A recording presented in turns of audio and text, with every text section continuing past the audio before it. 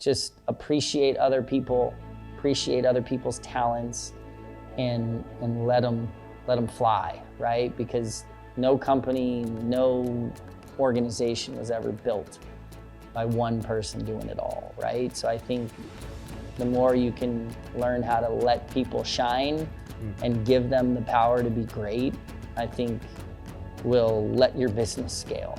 Welcome back to Divot, a community for people trying to make their mark on the world, where each week I'm interviewing incredible people in business and sports and tech to learn how they've made their mark. Divot. This episode is brought to you by Google Cloud and Notion. I'm your host, Derek Anderson. We're back this week in Los Angeles to talk to Shaun Neff. He's one of the world's leading experts in brand building and a pioneer in influencer marketing. He's launched and nurtured many iconic brands, including founding the action sports brand Neff Headwear, driving it to over $100 million in revenue before selling it.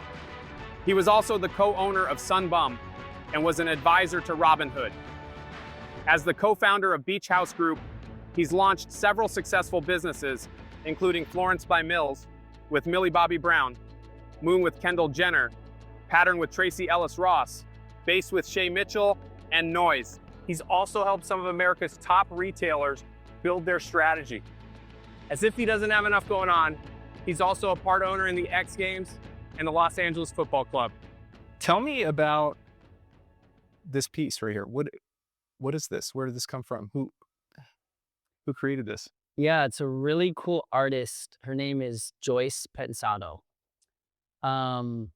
Yeah, really cool lady. She actually passed away several years ago, but I'm an art collector. I enjoy art, appreciate art, and yeah, I came across her work and really enjoyed it. And you know, with art, obviously, one, it's got to be visually stimulating and something that you want to maybe put and see every now. But when I really found out about her character and her life, and she was like this wild artist that lived in New York that was grinding, right? Like forever. And it's just so tough to break through, just like in business or an artist or whatever you're trying to do. Yeah. And then like it was crazy. She started popping, and like Brian, whose cause, started supporting her and pushing her, and she started to like blow up at her later years, right? She must have been late, I don't know, 70s or something. And she's still just like, at least from what I saw and was heard, like partied like a 25-year-old. Like she would sell a painting for a ton of dollars and then just go run down and like drop, Spend it all in 24 hours at like a Chanel store. So like she's wild, but she's rad. This isn't the first piece you bought. Like, how did you get into art, and where do you start? And did you make any mistakes? Did you just automatically know what you wanted to get or what was cool? Yeah, I think I got into it back in the Neff days. I actually, at the time, my first company, Neff, was getting momentum, and we were popping at kind of zoomies, and I ended up meeting Shepard Fairey, right, who's one of the all-time legend street artists, and vibing with Shepard, kind of got into his work. That kind of like really got me the first bug of like, whoa, what's art? And I really started kind of in street art and kind of, you know, really was just buying off recommendations from friends, people that own galleries, kind of like who's popping mixed with what I liked. Yeah. And then it's evolved, right? Like I went from street to more contemporary, and nowadays, one, I've never bought anything I don't love or visually want to look at a lot. And then, you know, you also want to have in the back of your mind, you know, the trajectory of the artist, who the artist is, what gallery represents the artist. Do they have museum shows? Like, you know, art's a whole world, man, that is wild. So like you've got to like it, but also like you still want it to be a good investment. It can't just be. Yeah, that's the hope, right? Yeah. Like you want to buy, you know, something that, yeah, they call it blue chip, right? But your goal is to end up owning blue chip art, which is something that it's like a great stock, right? It's going to continue to perform. So like, you know, but I'm really driven by like who the artist is, and visually, do I think it's cool? And then you obviously backstop that against like, okay, if this cost X, I want to make sure that the value is not going to go to zero in a week. you know, when you think of a brand, like how would you describe what the essence of a brand even is? You know, I go back to when I was younger, right? And I think I like to think of it as a consumer, Mm, right? When I was young, grew up in Southern California, was kind of a surf skate snow kid, and really there was only like two surf skate shops right near my house. what were they? It was Surfing West and Val Surf.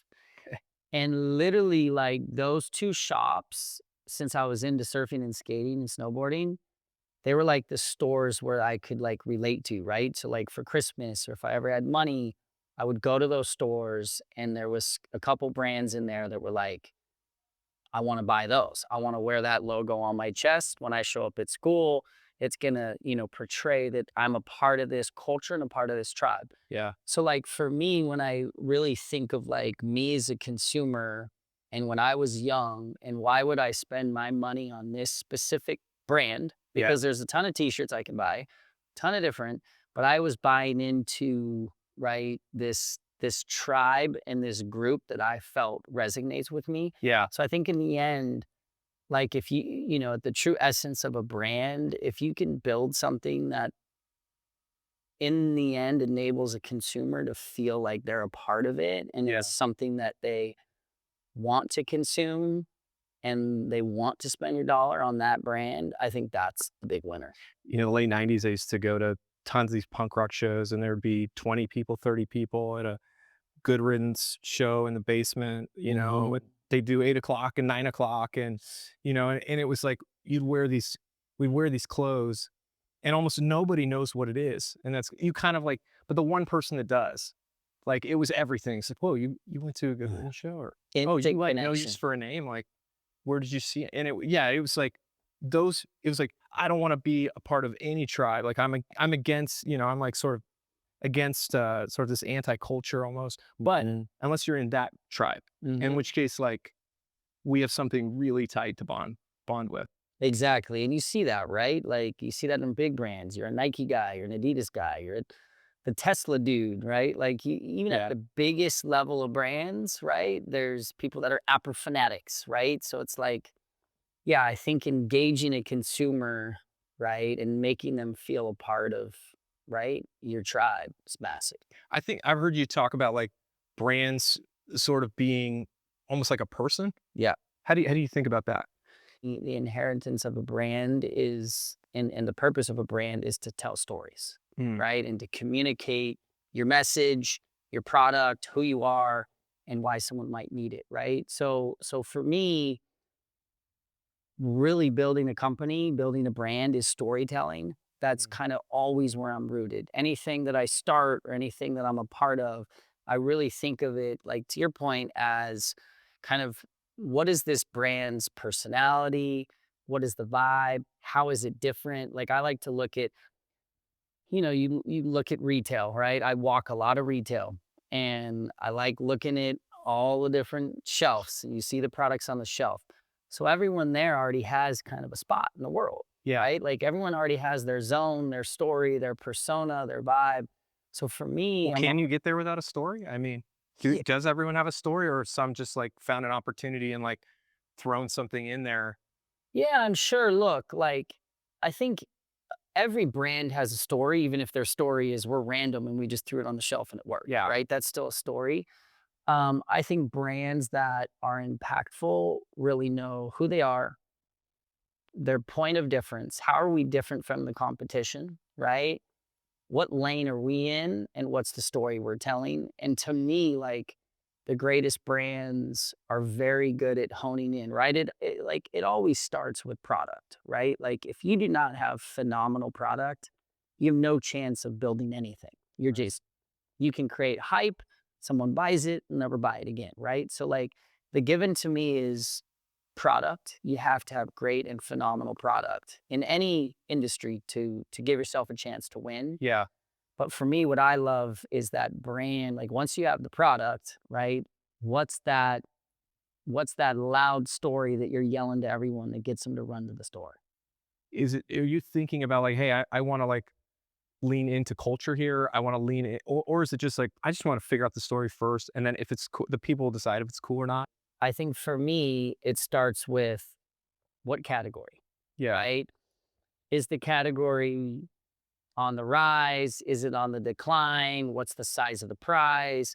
So in the very beginning, I literally search categories, right? Yeah. Is this a category that I feel like there is an Like opportunity? what do you mean feel? Like you have energy for it? Like actually you feel it, or can you look at stuff you're like, I'm not interested in this at all, but I'll still Yeah, make something cool around this a because those lot of art. it is like I would never, it's like similar to buying art, right? Like I would never start a company if it's not something that I'm passionate about Yeah. or a category that I think's fun or can be disrupted or I want to spend time on, Yeah. right? So, and I've been pitched a lot of really cool opportunities and, like cannabis, I've been hit up 50 times to start brands or alcohol, and I just have no interest in those categories. Yeah. So, like, I just don't play there. Yeah. So, I think categorically is what drives. And then from there, right? Every brand is so different. I think in the very beginning, it's always I just literally try to picture walking into a retailer's building and sitting with the buyer. Hmm. And the buyer is literally going, she knows her set. She or he knows the set. What brands, who's working, who's not, what they're missing, what's on the trend, what's on the decline. So like you have to be so spot on with your product and your story, and then how you can make it fly off the shelf, right? That's the third component. But you've got to convince this buyer that you have something different. They don't already have what you're offering on the shelf, right? Because shelf space is so important, right? Like Yeah. a Target and Walmart, an Ulta, Sephora, Yeah. a little piece of real estate generates a lot of revenue.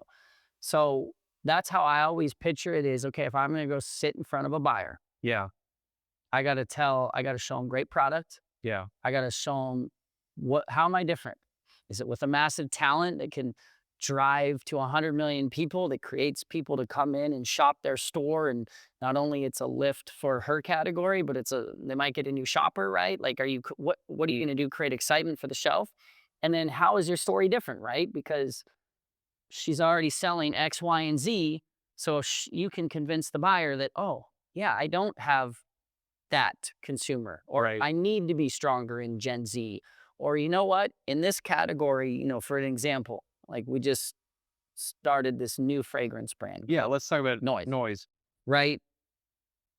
Noyz was, once again, fragrance is on the rise. Young Gen Z, millennial, even kids, males are starting to really get into fragrance, which has never happened. Hmm. Companies are booming, right, across the whole business. So, we've got a company called Beach House where we incubate a bunch of brands, right? So, and generally our focus is beauty, right? So hence, I was already kind of on the Beach House hat on going, what are we going to do next in the beauty category? Yeah. Okay, so we talk to the retailers, we reach out, where do we think the puck's going, right? Like where do we think the opportunity is? And fragrance was kind of gleaming as a leader of like, hey, fragrance is going to continue to boom, right? Yeah. So let's chase there. Yeah. So once you look at the market, You're just looking at so you're talking to the basically the people selling into the customers. You're talking to the the retailers. buyers, You're talking to the at buyers. the stores. So you're getting feedback from them. You're looking at other data or trends or research reports and things, and seeing, and then your own maybe anecdotal things that you're hearing, and you just say, wow, this looks seems right. like fragrance. And we explored, right? We explored doing another sun care thing. We explored doing color brand. We explored doing, right, a handful of different brands, right? Yeah. So we kind of said, yeah, okay, we feel that there's going to be a lot of momentum in fragrance. Let's play in fragrance, right? So that's where it started. And then it was like, okay, there's a lot of fragrance brands. Does the world need a new one? Right. How are we going to be different? What's our story? Right? So you got to come in going, well, Ulta has these brands, Sephora has these brands. Where are we going to fit in? How are we going to create something different? So obviously that's what I love doing as a brand builder is I started to vibe in the market, go to stores, look online, see what's Try out all the there. products. Try products. And it was wild, right? Because if you think of the fragrance industry, And just picture yourself, we've all been there, right? Like even walking through the airport and you see all these fragrance Yeah. stores, and generally majority, if not 99% of every ad is ridiculously fantasy like fake, right? It's literally riding on a white horse, beautiful hair, perfect magic scenery, or like the dude has like an 18 pack doing like this perfect hair flip, right? Like you're literally like, this is fake. Yeah. Like no, like if you really think of Doesn't matter majority how of these much I ads, spray on myself. yeah, it's like all of these companies are rooted in fantasy and like, oh, spray and it's gonna take you to this magical land. And it was so funny as as I started like vibing and looking at all these different ad campaigns, and I'm like, there's nothing that is rooted in like real and raw storytelling. Hmm. And you know, the idea came, it was so funny. I saw this image and it was of this girl just sobbing, Hmm. right? She was just super sad, like crying. And I was like, wow. This was an ad, or this was like a stock This was image you just a saw? stock image, ran image Yes. that we had, Yeah. I think someone from our creative team had pulled a bunch Yeah. of images, and this image just hit me, right? And I was like, and I didn't even think it was made for like this fragrance brand. It was just on some random imagery I saw. And I literally was like, wow, what happened if we launch with a fragrance with some imagery like that? And we called it Day. Yeah. It was literally the antithesis of everything that was in the market. Because everything's like, this is perfect, spray and like you're magical, everything's great, Yeah. all your worries go away. But I'm kind of like, no, like the reality of life is not riding a magical, perfect white horse. It's a tough day. Hmm. So we literally launched Noyz, rooted in real and raw storytelling, right? So then you circle back to like, okay, what's the story we're telling? We're telling a real story.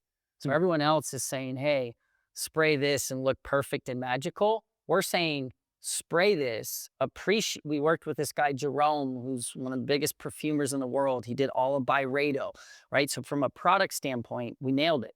Yeah. Great sense, sophisticated sense, right? Like these are beautiful, amazing, like high grade scents, Yeah. but they're at a great price.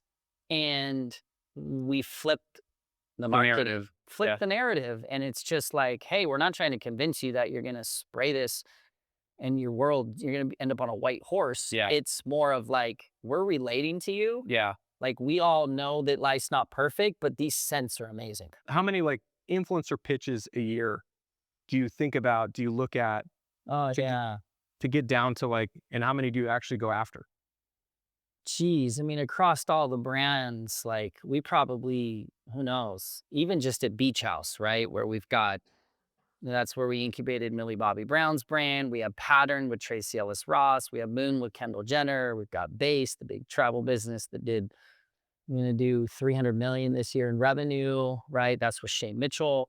So we've got all those, right? And then Noyz. What's interesting about Noyz is no talent, Yeah. right? Because that fits our story. So like going back to like, you identify the market. Yeah. And for Noyz, it was like, you know what? It's real and raw storytelling. So we're not going to have one talent that represents that because that wouldn't represent the scope of life, right? Right. So it's easy for us. We go out to all, like we went huge on TikTok, like massive. We worked with some of the biggest TikTokers in the world. Hmm. And it was a rad campaign because it wasn't like, oh, we're Noyz. We want you to say this, act like this, do this. We're like, no, like you're rad. Let us send you some product. Do you like it? If you like it, hit us back. So they hit us back and we're like, you do you. Like, Yeah. here's the scent, here's the name, like, here's our brand, but Yeah. like, Do whatever go you create do. content Yeah. that you feels authentic, because who are we to tell you what, you know, your audience better than we do. Yeah. So we kind of, that was the genius of kind of the Noyz launch, was like, we didn't try to work with a bunch of talent and tell the talent to be Noyz. Yeah. We literally were like, be yourself and tell them why you like this product.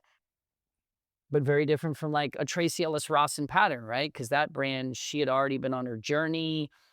She had been trying to do hair product. I mean, she tells, you talk about authenticity of starting a business. She was, back when she was a young kid, she would call a number every morning and get the humidity, and she'd literally like figure out how to do her hair that day. Yeah. So like Tracy and Pattern in our relationship there is, right, we're kind She's of the like the back end, perfect but person she's to be just part of like, it. she already had the idea. She's incredible. And we partnered with her to run the back end of the business and deliver a great product and launch it at retail. So like across all our brands, man, we work with, who knows, we could hundreds and thousands every Of pitches, which then boils 15. down to maybe a couple of launches or a couple of Yeah, products. like if we're gonna really partner with someone like a Kendall or a Tracy or a Millie Bobby Brown, I mean, yeah, I'll meet with a ton of big talent every year, right? And you can kind of shake down really quick. Why do you want to start a business? Yeah. Is this just a money grab? Are you going to work hard? Is this something that, you know what it took to blow up? What does it look like, a celebrity working hard? Like, what does that mean? It's just, you can tell really quick Yeah. if they're into it and they're going to put it on their back and run up the hill with you, Yeah. right? Because business is not easy. Yeah. Like, even if you get the biggest celebrity in the world, and we can all name huge companies with massive talent that have just flopped and flopped, right? So like there's a lot that goes into running a successful brand and business. So like if your partner, because right, when you look at someone on that level as a Right. It's not sure, a it's sponsorship or something. no, it's not an endorsement. Yeah. It's not let me pay you some money and like do a couple Instagram posts, right? Yeah. Like we do that amongst all of our brands, right? We work with thousands of influencers probably a week across Beach House that are macro, micro, nano, right? Like just TikTok, YouTube, we're hitting everywhere, right? Yeah. But that's more of just storytelling for the brand. But yeah, finding a true partner, you got to make sure that they're willing to work hard. They're really into the product. There's an authentic story that they're telling and it's believable. And it's someone that's going to like, hey, whatever's in the contract, they're going to do 10 times more than what's written. Yeah. And I think sometimes if you're starting a company or starting a product, you think, oh, if I could just get this person to talk about it, if I could just get this person excited, like my whole world's going to change. But if you're a company, you might go try to pitch that person. You might give them this huge part of your company, and then they treat it like an endorsement, or they don't really care about it. So it's like trying to get those people who are super busy, who have other business models where they make most of their money already, to then like get excited enough to like make this one of your things as like a core pillar of your own career, and like go work hard at it. I mean, it's really unique. And so it sounds like actually really hard to do to get them. And do you have people that start out and like aren't successful with it and you have to pull back, or? No, we've been lucky. I mean, our thing is being so selective. I mean, Yeah. I've probably over the last 5 years met with 300 plus talent that are some of the biggest stars in the world, right? People that are top 10, 5 on Instagram, right? And you're just like, it's a lot of those times you can sense really quick that, hey, that's not someone that I want to be in business with. And I don't think, and don't ask me who they are because I don't. Well, 300, like, who's the most interesting, I mean, you've named some people you actually work with, but I don't know, is there other interesting people you haven't, you just talked with or met? I look at talent that has blown up or amassed a huge following. I'm like, they've already achieved something that is so difficult. Yeah. Like a lot of times, when you look at the big celebrities and big talent, people that have these huge followings, that is not easy. Yeah. It's already like they almost won, right? Like once in a very big way, whether they're a big singer, a big actress, movie star, talent. So they've already known what it takes to be nothing and then get to the top. Yeah. So like if you can hone in that's my biggest thing is I like working with someone that has done that. Yeah. And as long as they still have the fire to build again and realize that like, hey, now that you're here, remember what it took to get there. If we can partner up and create a product that we're both excited about, and I know what I do on the business side, you tell the story, like that's kind of the magic, right? So, I mean, I've met so many cool people, like, throughout my life. What's funny is probably the craziest, at least individual that Yeah. I've ever like hung out with or met, which is so funny because it's so wild. I've never really talked about it or shared about it, but like in a random through like a family connection. This is like pre me even starting my first company, Neff. I got to hang out with Michael Jackson. Wow. A handful of times. Went to the ranch. We even one night was so crazy. We went trick or treating. So this story was crazy. So here we are. We went to like the goal was to go to Universal Studios. Yeah. And you know his kids, Prince and Paris, were young. Like I think I was holding one of them, right? And they were both like I was holding one, and then someone else had someone. But we jumped in this Sprinter van. I'll never forget. Michael was wearing this huge dragon mask. It was like this. To go to Universal Studios? No, so we went trick or treating right before, because like, hey, let's go trick or treating with the kids. And I remember this. I don't know why I'm talking about this, but we went out trick or treating, and here we get out of the thing. Like it's Halloween. We're just knocking on doors, and it was so crazy. Michael had this huge like dragon mask. I mean, the thing was like massively big, Totally covering him. totally covered up, right? Yeah.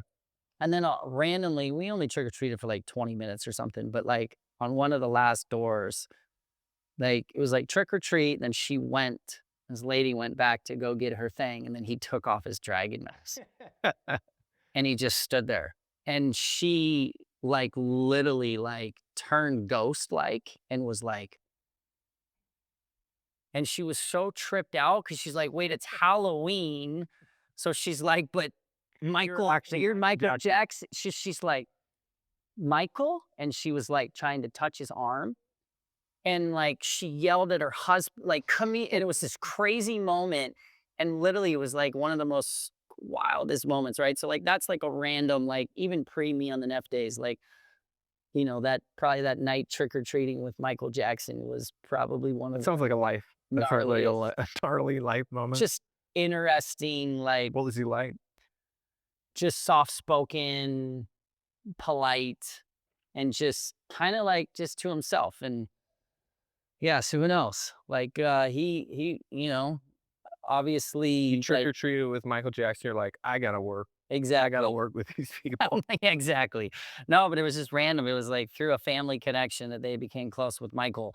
And we went trick or treating and went to his house a couple times. I remember he was doing this in his backyard, and he had the big, I don't know, it was a boat or whatever. It went back and forth. And and he's like, all right, let's go. And like, he just sprinted. He had like a little movie area with like all of his candy. So he's like, everyone grab some candy, and then we're going to go on the thing and we're going to hit each other. Right. So like, it was so random. So that was another random moment. I was like, we're sitting on this boat and he's there and we're going up and down. And I remember just like chucking milk duds at Michael Jackson, and we kept throwing like Junior Mints and M&M peanuts at each other. But who knows, random spiral. But yeah, like, look, you know, working with talent, I mean, I've built a lot of brands with talent.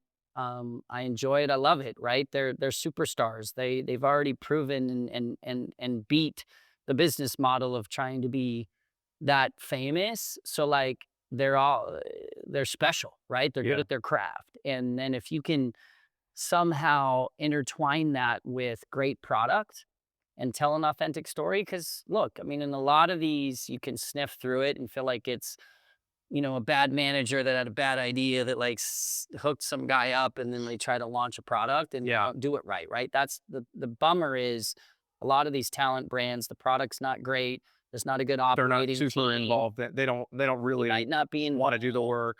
Yeah, it's just there's a million things that can go wrong, but I think in the end, right, when you can nail it and have a good operating team around it, it yields success. Can just with retail, like there's this sort of feeling that people don't go to stores anymore. People are, there's so much shopping happening online, and yet you do go direct to consumer, but you also like have these really deep retail partnerships, and you sell a lot of product through retail. Like, what's your perspective on where retail is today versus where it was 10 years ago or 20 years ago when you started your headwear company?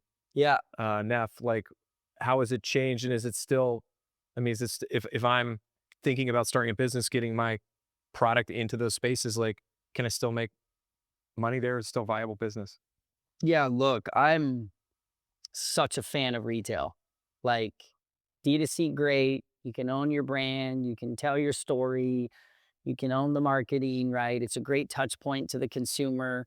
And sure, in certain businesses, like, our company BÉIS, right, which is will do about 300 million this year in revenue, probably 85, 90% of that's on our website, right? Mm. So right, because there's not a ton of retailers that sell luggage and suitcases, right? And travel accessories. So we work with Nordstrom and Revolve on the online side, but like, right, that business Yeah. is a bit of a unicorn, right? Because for me, haven't been a part of a lot of businesses that are like 90% retail, right? I feel like that generally is a pretty tough model and pretty unique. So outside of base, almost everything I've ever done is rooted in retail. Like, all the beauty brands, working on all these things. It's like, I love a retail partner. I love when I start a brand, I love to sit with the buying team, sit with the retailer, kind of be in the kitchen with them a little bit, right? Like, you want to come with, here's the category, here's the idea, here's the brand. You got to come in there with, here's who we are, but hey, let's sharpen the pencil together. Like, what should the price point be? Do you like it here? Should it go a little bit higher, a little bit lower? Like, hey, we were thinking about this flavor, but like, maybe dip into that selling report and, should we do this, that, or this, right? So Yeah. like, I'm a huge fan of retail. It creates so much legitimacy out of the gate, right? Like, cause it's not easy to get into these legitimate retailers, right? And they're special. They kind of hold the Yeah. How keys long to does the it take kingdom. from the time you pitch them to the time it actually like ends up in a store? Yeah, I mean, look, generally, if you're starting something from scratch, right? And look, I've been lucky enough now to sell several companies and kind of have some rapport with the retailers, right? So I've got trust, right? So Right. like, but even going in there and having the relationships, by the time you have that first meeting and you're looking to launch, I mean, you're usually in like a 3 to 6 month window, like three if they're just like, if you're baked and ready to go and they're slotting you in. But usually, I'd say 6 to 9 months after you nail that first retail meeting, you start working with them and, kind of hone it in. But, we've been a part of brands where we've, incubated pretty early with retailers that Yeah. like our first conversation and then 12, 13 months, year later is when we're launching. So Yeah. there's not, you can kind of go in at different stages, but I love retail, man. Like, they've got people coming in and out of the doors every day, Yeah. and you're sitting next to incredible brands that already exist that have done a phenomenal job. So it's like, as a startup and as a new brand, when you're sitting like Noyz, we launched at Ulta, right? We launched it in the full chain. It was Mm. their biggest buy ever for a new brand. So we were Mm. first time we had a huge low end cap, and then we had a location not far from like massive Ariana's brand and Billie Eilish's brand, and I think Chanel's in there, right? So like, we were already in the game, but having 2 points, but like that for us just gave it so much credibility and a place to send people, right? Because fragrance, it's tough, right? You want to smell it, you want to test it. So like, for us, it was like, hey, we found a retail partner that wants to support us. They're going to give us 2 locations in every store, and we're going to go hard on TikTok and create a lot of noise, no pun intended, for people to go test it. You've sold a number of companies. You started your own uh, with Neff. You've built these other brands. Um, how do you think about like building something for the long term versus thinking about an exit? Because I feel like one thing that's unique about you is like you sort of you have this ability to sort of straddle both. And in Silicon Valley, there's sort of that. It's like I'm not gonna like the investors won't fund anything if they think you ever want to sell. Like you have to really pitch the story of like, hey, we're gonna take this public. This is gonna be $10 billion company, like because that's really where their huge gains happen. But how have you like been able to navigate that line of like, hey, we want to build something great, we want to build it for the long term, but like ultimately, like we're gonna sell this and at some point get out of this even.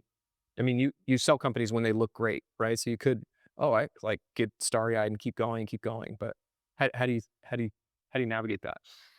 Yeah, look, I think my mindset's like I wouldn't start anything unless I thought it was sellable, Yeah. right? So the goal, at least for me, right? And look, the worst thing that could ever happen with that mentality is you've got a booming business that's growing hands over fist every year that's, profitable, and you just keep it. I mean, that's kind of what's happened with BÉIS. It's like the thing just kept climbing. It's just like year one, who knows, you're like 17 million, then you do 50, then you do 100, then you do 180, then you do 250, At some right? point, like it almost can't sell it. Yeah, it's just like, it's been on such a tear, it's profitable that we're going. But like, even in that scenario, like I think the way I think about it is you're always for sale Hmm. for me. What is that? What do you mean?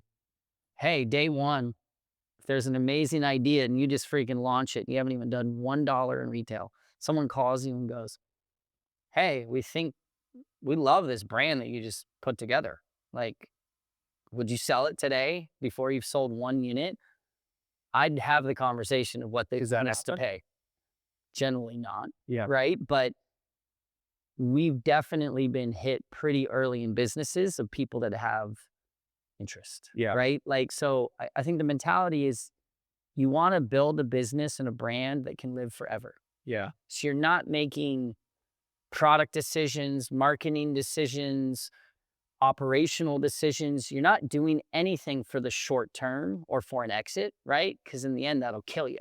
Yeah. So like the way I think about it is build a brand that can live forever, that can turn into this heritage turnkey brand that can go for 20 years. That's what you're always building. Yeah. But and if you're building with that mindset, you're going to make the right decisions. You're going to think about longevity. You're going to think about distribution. So many times, whether it's Neff, Sunbum, all of these different companies, it's a little rocket ship, and your massive retailers are coming to want to buy it and sell you business. And you're saying no, Yeah. right? But it's going to double or triple the size of your company, but you're saying no because if you go to that retailer, your cachet, the value of what you're building is going to go down the drain, right? So like for me, it's like think long term, build a brand, and always be like distribution's so important, like where you sit, who you sit next to, right? That's just the ethos of a business. So like build thinking that it can go forever, but I think the mindset for me is I always want to build something that potentially can exit, Yeah. right? Because for me, I'm not, I mean, I guess that's been more my journey, right? I've been a part of starting and building a bunch of these things, and I feel like every day I start like 4 new businesses in my head, right? Like new ideas, new products. So like I'm just wired that way. So I'm not gonna get warm and fuzzy trying to cling on to anything. I want to put out the best brand that the team can put out. And then at any point, if there's someone that thinks they can acquire it, and if the money's right, then you sell it and let them, right? Because even Beach House, we're an incubator, right? Right. Like we're starting these things. So we don't want to run them for 10 or 20 years. Yeah. We want to do what the big You're companies really can't. good at the early stage Yeah. and get it that initial 0 to 1 and beyond, much further than 1. But then like if somebody wants to take it global or whatever, like if It's that's what different you're model. great at, then you Yeah. go do that. P&G, Unilever, Estee Lauder, L'Oreal, they're not great at incubating. Right. They do it a ton and they fail a ton, right? So that's kind of our secret sauce. So for us, we're the perfect partnership with all of them, right? Like let us incubate rad ideas, get on the floor and like launch these brands, and then let's be your proof of concept, right? And like the ones that are working, Yeah. that are showing off good metrics that can show it can scale, we're fine to pass it off to the big motherships that can then just globally roll these things out and scale them. How do you still be open and listening to those voices in your head and like trying to get the right things out versus just like being so spread thin and doing everything? Yeah, look, I How do you think decide what's worth? yeah, I think at this stage, at least personally for me, is like, because look, I'm sitting here talking like, oh, launching all these things. There's teams around me, right? Right. Like I know my superpower, right? What's that? I generally come up with the brand, the name, the look and feel, the packaging, the idea. Oh, is there a talent involved? Pick the right talent, lock in the talent, and kind of help like that initial product roadmap. Here's where we're starting. Here's how we're different. So I love that beginning phase, like creating these new products and these new ideas and just honing in the brand so it's tight. But then there's each one of these brands has an amazing operator, amazing marketing person, an amazing product developer, an amazing, right? There's a whole machine. So like, Right. I think for me personally, I've found like I'm not going to operate a company. I'm not, right? There's just so many things that I'm not going to be involved in. Yeah. So like for me, I hold my superpower, which is like ideating these things, kind of putting them all together, launching them, getting them at retail, and let's go, and then bringing in the team to go operate and crush these things. So I think the key for me has been like stay in your Stay in lane, your lane. so in your lane, and that allows me to do a handful of companies. 'Cause Yeah. I'm just kind of right, like doing my little superpower. I don't have to like wake up the next day with like a you know deliverable at this time, and oh, I gotta go do this. Well, and you did do that. You started your own, um, it started as headwear with Neff, beanies, Mhm, right? And then went into all these other things, mhm. and you built and grew that company.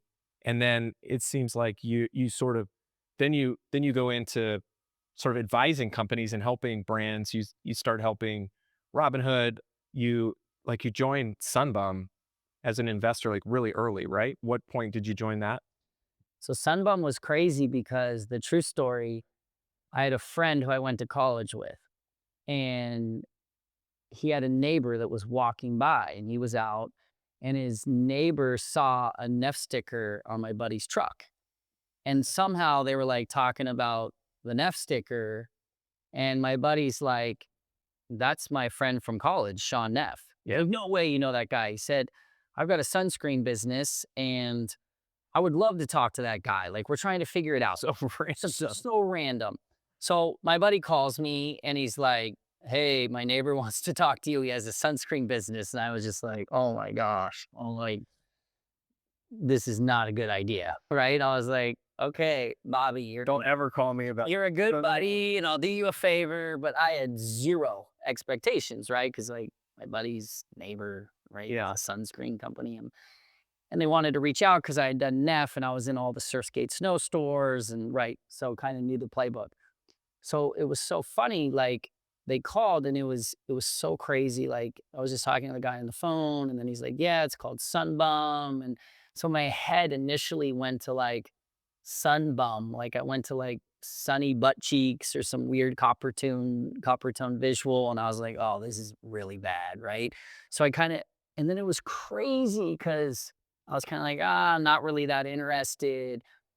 And it was so funny. I was with my wife like 2 days later, and I was like, "Oh man, Bobby, this kid called me right ever, and he's like, his neighbor had some sunscreen thing called Sunbum, whatever." I hadn't talked to Bobby, so I was more talking like, "Hey, I talked to Bobby," and she's like, Why'd you talk to Bobby?"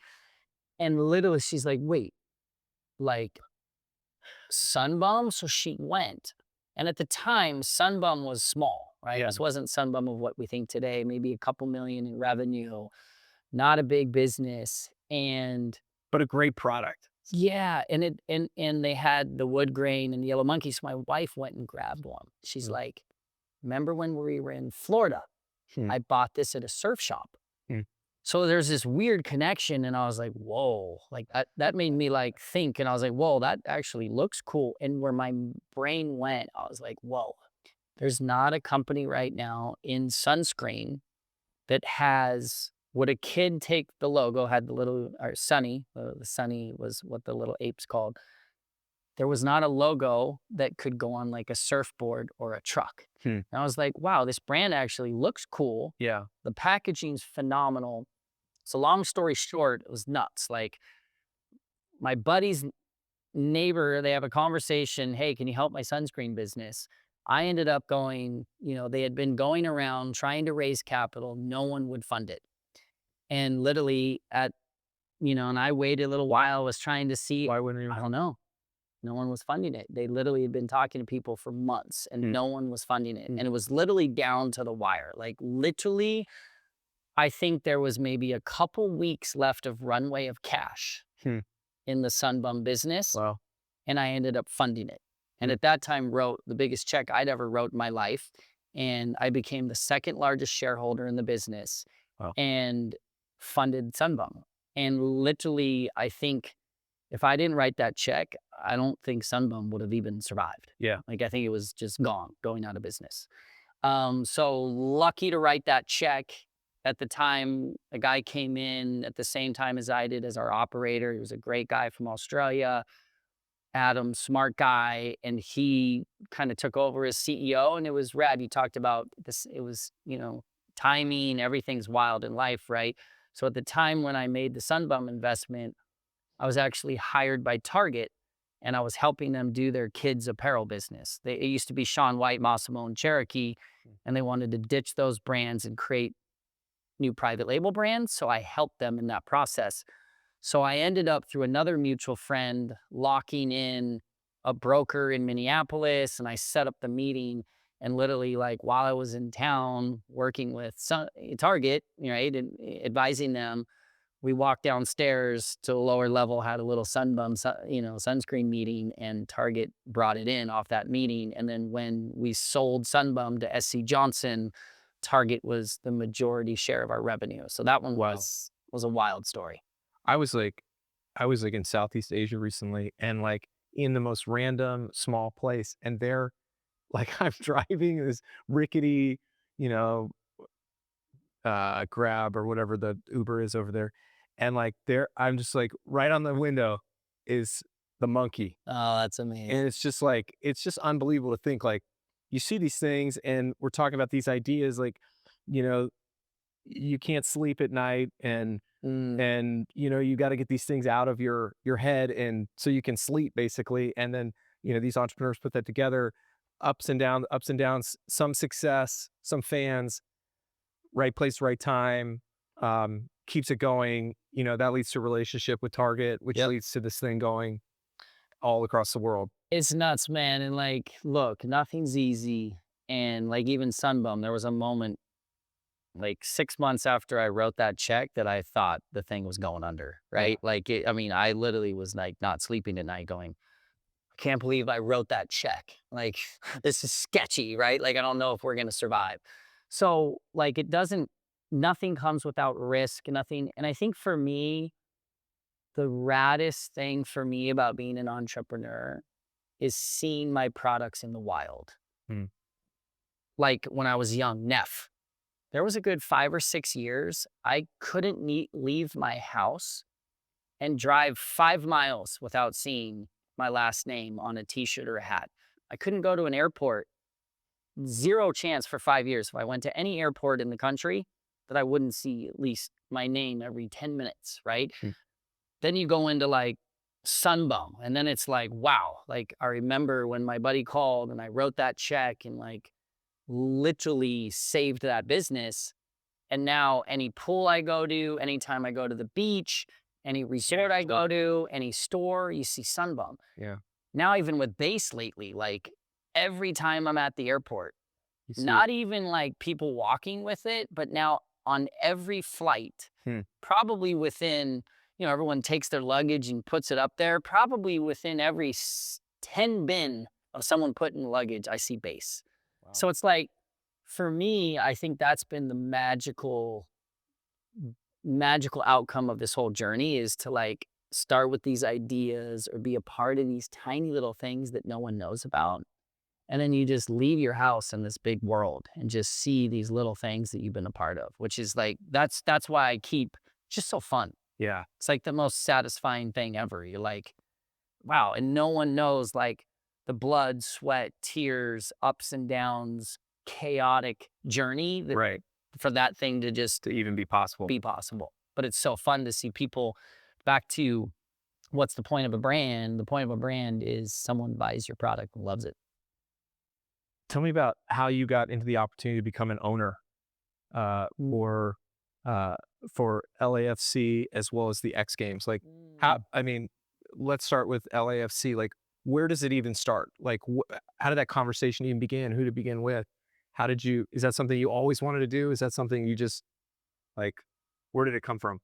Right when LAFC started, I had met a buddy of mine. I'd met his friend, and this family was looking to invest in this new team called LAFC. So it was crazy because like right when it started, I was like, wait, like you could actually be a part of owning like a new soccer team. Like it just sounded too magical. Like it just sounded like wait, there's no way, right? So I tried to working with this family and like, hey, this is me. I want to invest and all this thing. And it was like there was a little momentum. And I'll never forget. I went to the groundbreaking ceremony, right? So I was there. I got like the little collared LAFC shirt. And, like, I was so excited. I saw, like, Will Ferrell there, Magic Johnson, all this. All And that was owners. yeah, all the other owners, and that was day 1. Yeah. And then, like, 3 days after that thing, the family passed, and, like, nothing came of it, right? Which it's not like I thought I was gonna get involved anyways. I was just like, "Oh, man, I'm shooting the longest Hail Mary I've ever seen, taking my shot." So it was interesting that right when LAFC started, I kind of got really excited. I saw the logo, I saw the colors, and I was like, this seems so cool. And then, like, fast forward, right? How many years? 5 years or 4 years? I had a friend of mine that said, hey, I just talked to this guy named Rich who runs kind of the brand for LAFC. And, he's been looking for like how he kind of said, I want to build the new Lakers bench, right? And like, and hence means bring talent, get like talent coming to games, celebrities, kind of build culture, build the brand. And he went out to multiple people and luckily I think my name came up, right? So I went and met this guy in the backyard and it was like, initially it was like, hey, you want, what do you do? Whatever. And I'm like, cool, it's what I do, love brands, like marketing. They already built a phenomenal brand. And I was like, yeah, I can bring talent, bring friends and whatever, but like I'm not like I mean, like I would love to be a part of the team. Yeah. Is there any I don't need tickets to the game. yeah, it's kind of like, is there like, I just was like, another, once again, throwing a Hail Mary, like, is there any chance I can like somehow join the ownership group? And it was kind of like, and obviously wasn't the decision maker. There's kind of 3 main owners. And, so for me, it was just like, I'm a little kid in a candy store, right? I just said, cool, I want to show up. So I literally showed up for 2 years every game. And they hooked me up. They were nice. They gave me credentials. Like You brought interesting they were people. brought interesting people, brought, you know, Snoop Dogg, brought to the Messi game, brought Leonardo DiCaprio, brought, Justin Bieber, Haley came. So like we were bringing all these crazy people, right? And I think, right, and then I started meeting the group and, I have some relationships with some CMOs and potential sponsors. So it was one of those where like, it was funny because like I literally put in work for like 2 years to kind of at least get noticed, cool. right, by the ownership group. And then one day they luckily, there was a couple main owners and they luckily gave me the blessing. They're like, hey, we've seen. Did you keep bringing it up or was it like, Yeah, it was kind of one of those where I think they knew in the end that's kind of like I would hope to become an owner one day. yeah, And like, man, Shaun really loves the game. look, like it's just an avid fan, but I did though. But what's rad about LAFC is they had already built an incredible brand. Yeah. 27,000 people, sells out every night. The energy's phenomenal. I think it's the best sport game in LA. Yeah. Saying a lot. So it was just fun and easy, but it was like, yeah, I put in a ton of work. And then luckily one day they called me and they were just like, hey, like, we'd like to invite you to join the ownership group. So, so that one was just like a journey. And probably the raddest thing I'm a part of. I love it. It's been the funnest thing. Bring the family to the games, become friends with a lot of the players and the ownership group. And it's phenomenal, and soccer's just on the rise. So to be a part of something that I think over the next 10 or 15 years is going to explode here in America and become one of the biggest sports is phenomenal. And then X Games was Beach House. Lucky enough, one of our first investors, a guy named John Najaffi, who part owns the Suns. They own like 30% of the McLaren F1 race team.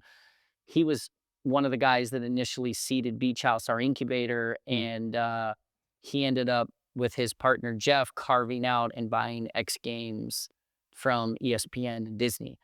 And so once again, I was lucky to be sitting there going, hey guys, like, this is where I came from. I built Neff, and I would go to X Games every year, and like all the athletes on the Neff team would be competing, and it would be this crazy thing on like, what hat are they wearing? This is like 25 years ago, right? Yeah, I mean, 15, yeah. yeah.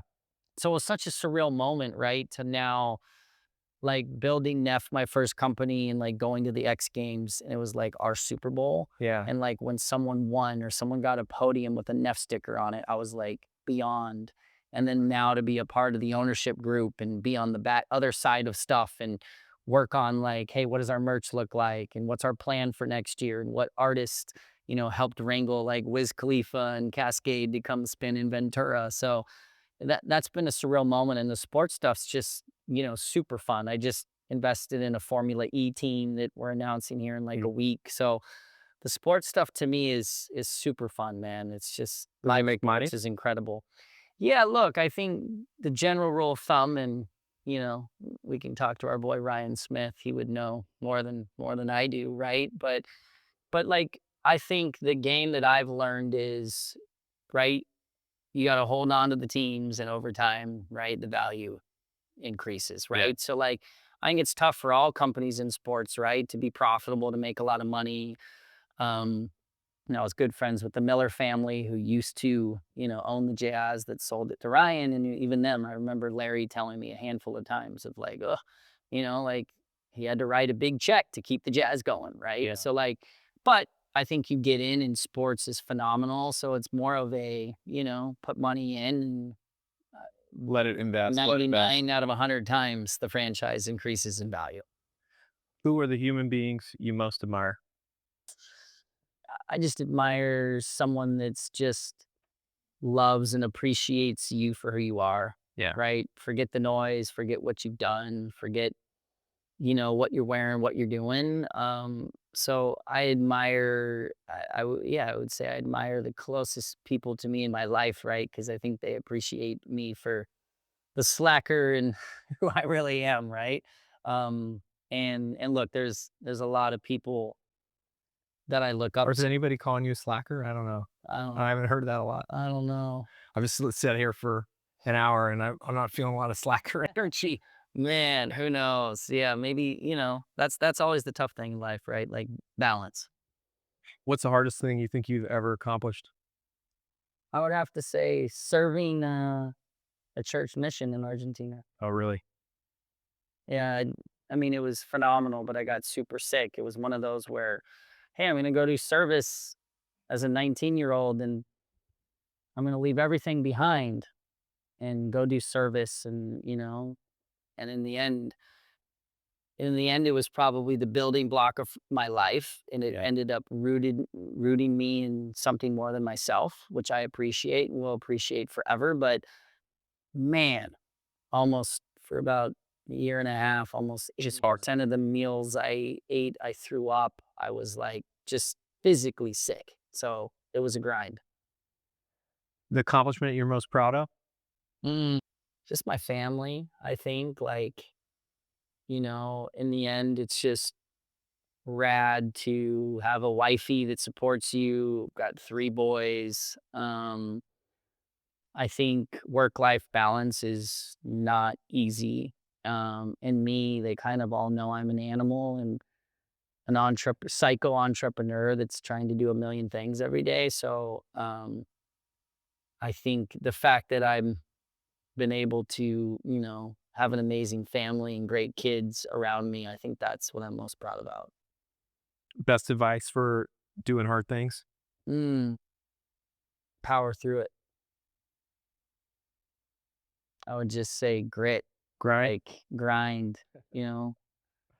that hustle is everything. I just think nothing's easy. It's just like, you look at anyone's story and it's so funny, right? Because any business or any success, it's just so easy to go, oh, you're popping, or wow, that company was huge. And what people don't see is just thousands and thousands of hours, the sacrifice, the I'm not going here, I'm not going to this vacation. No, sorry, it's Saturday and I should be hanging out dedicated with my family, but you know what? I'm on phone calls all day because there's fires I'm putting out, right? So, yeah, it's all Sacrifice.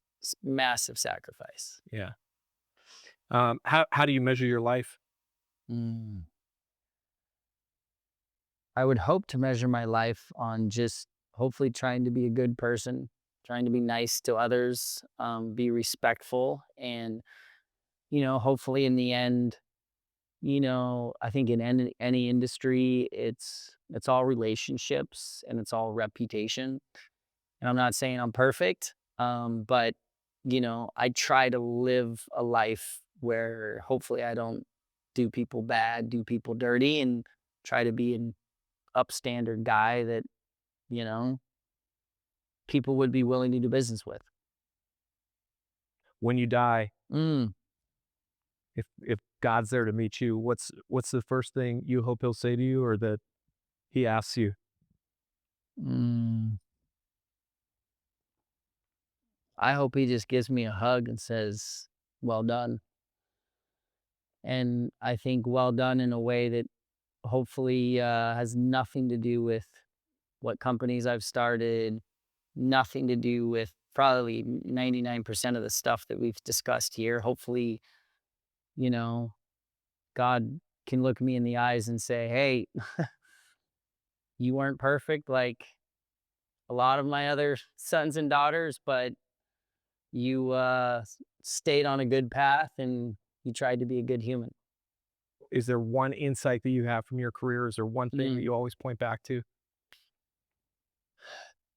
I was given great advice, and I'll say his name again, by Larry H. Miller. And I was in his kitchen maybe weeks before he passed away. And he was a genius, photographic memory, one of the smartest humans, and very successful. And he sat there in that moment, right? And it was surreal because here I am sitting at his house overlooking the valley. And I remember saying, "This is like a painting of your painting of life here." I'm like, there's the jazz, there's movie theaters, there's all these dealerships. It's all these big things that he started and created and owned. And we were sitting there and he said, "Yeah, it's all great." And he spent his life dedicated to that, right? Part of, I think, of him getting, him passing away was he worked too hard and probably didn't take care of his diabetes like he should have, right? It was inefficient to worry about that versus working. And he gave me some advice that I've taken dear to my heart and tried to apply is learn how to trust others, learn how to delegate,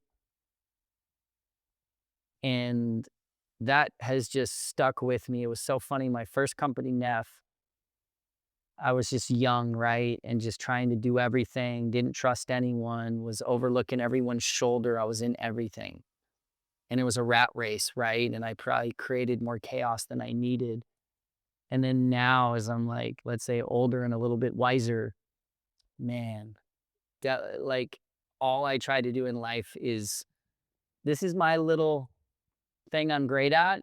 And I'm just going to surround myself with amazing, incredible people that can do all these things that this business needs. And I think that's the biggest advice is just, wow, like just appreciate other people's talents and let them fly, right? Because no company, no organization was ever built by one person doing it all, right? So I think the more you can learn how to let people shine Hmm. and give them the power to be great, I think will let your business scale.